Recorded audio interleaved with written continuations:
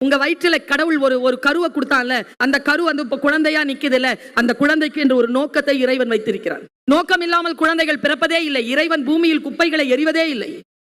யாரையும் போல் ஆக்குவதற்கு முயற்சி செய்யவே செய்யாது. ஒரு செடியில 2 பூ இருந்தா கூட 2 பூவும் வேற வேற பூ தான், ஒரே பூ கிடையாது.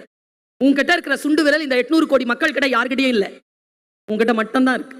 You are unique. நீங்க எப்படி இருக்கிறீங்களோ உங்க குழந்தைகளுக்கு சொல்லித்தாங்க. சுயமரியாதையை சொல்லித்தாங்க உங்க குழந்தைக்கு. யாரையும் பார்த்து இப்படி பார்த்து வியக்காதன்னு சொல்லித்தாங்க.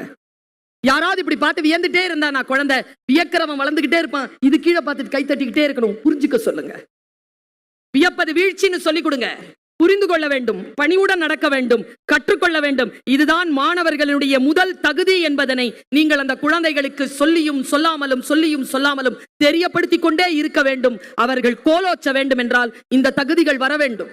Don't compare yourself with anybody. It's the greatest insult for your own